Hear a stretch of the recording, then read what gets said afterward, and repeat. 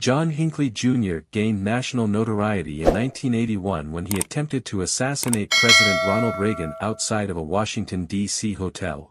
This story interested you? Come with me. 1955, who is John Hinckley Jr.? John Hinckley Jr. suffered from depression and obsessive tendencies throughout his life. In the 1970s, Hinckley began stalking actress Jodie Foster. In 1981, he attempted to assassinate President Ronald Reagan outside a Washington, D.C. hotel. He was found not guilty by reason of insanity, and was placed in a mental institution. Early life. Born in Ardmore, Oklahoma, on May 29, 1955, John Warnock Hinckley Jr. became infamous in 1981 for his attempted assassination of President Ronald Reagan. This would-be assassin had seemingly normal childhood in his early years.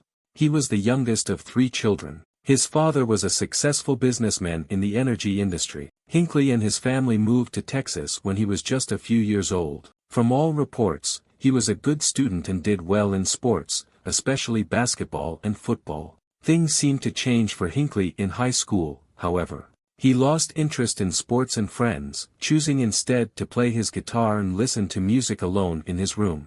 Troubled young man. After graduating high school, Hinckley attended Texas Tech University in the mid-1970s. He quit college in 1976 and moved to California. Hinckley aspired to be a songwriter, but his career never really got off the ground. Later that year, he moved in with his parents at their Colorado home. Hinckley drifted around over next few years, living in California and then in Texas. During this time, he became fascinated with the 1976 film Taxi Driver starring Robert De Niro and Jodie Foster. The film is about a disfranchised cabbie who wants to save a young prostitute and stalks a presidential candidate. Hinckley saw Taxi Driver up to 15 times.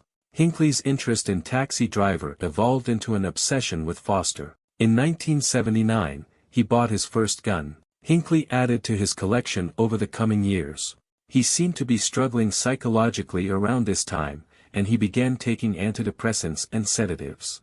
"My nervous system is shot," he wrote his sister, according to an article on True TV's website. "I take heavy medication for it which doesn't seem to do much good." In 1980, Hinckley moved back in with his parents in Colorado. He received some psychiatric treatment, but it didn't help improve his mental state. Still enthralled with Foster, Hinckley made several attempts to contact the actress.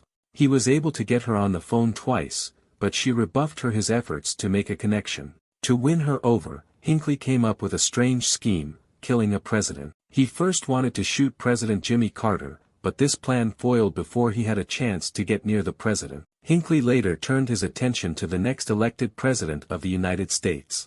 Attempted assassination. On March 30, 1981, Hinckley made another attempt to impress Foster. He shot President Reagan and 3 other men outside of the Washington Hilton Hotel in Washington, D.C. Reagan was leaving the hotel after giving a speech to a gathering of Union members when Hinckley fired several shots at the president and his entourage. Reagan's press secretary James Brady was the most severely wounded. He was struck in the head.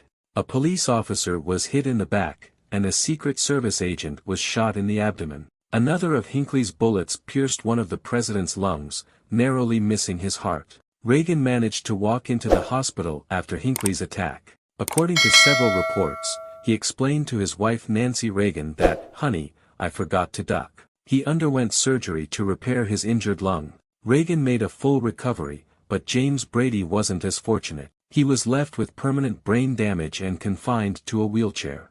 Brady later became a well-known gun control advocate. When he died in 2014, Brady's death was ruled a homicide. As for the failed assassin himself, Hinckley was taken into custody at the scene. He later explained that the shooting was unprecedented demonstration of love and that he and Foster were like Romeo and Juliet, according to the New York Times. Hinckley was put on trial for his crimes the following year. He was found not guilty by reason of insanity and then sent to St. Elizabeth's Hospital, a psychiatry facility in Washington, D.C. Patient at St. Elizabeth's Hospital. Hinckley was committed to St. Elizabeth's Hospital after his trial ended in 1982.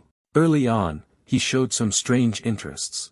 He was pen pals with convicted serial killer Ted Bundy before Bundy's execution in 1989. By the late 1990s, however, his parents claimed that their son had made progress in his recovery. He worked a clerical job within the hospital and was allowed to walk around freely through the institution. For many years, Hinckley had also a girlfriend, a former patient of the hospital. His parents fought for greater freedoms for their son. In 1999, Hinckley was given permission to have supervised visits with his parents outside of the hospital. He temporarily lost some of his privileges the following year after a book on Foster was found in his possession. In 2003, Hinckley was allowed to resume visits with his family. Since then, Hinckley's family has continued to campaign for increasing his time away from the institution and for unsupervised visits. These efforts have been decried by Reagan's family, including his daughter, Patty Davis, and wife Nancy Reagan, over the years.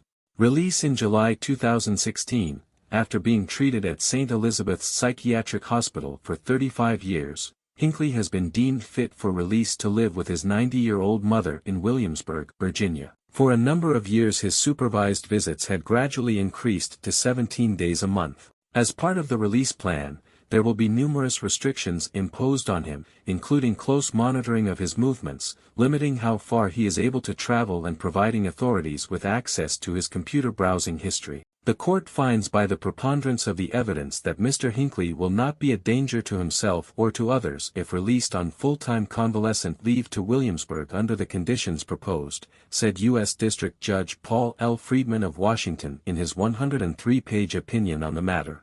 If Hinckley adheres to the rules, authorities may phase out all restrictions 12 to 18 months from his release, which is set to be in early August 2016. We are producing videos on Tuesdays and Thursdays here on the channel. If you liked it, don't forget to leave your like and activate the notification bell to stay on top of all the news. I'll wait for you in the next video. But before leaving the channel, let me tell you, just one more story. I'll leave it at the end for you to click and watch.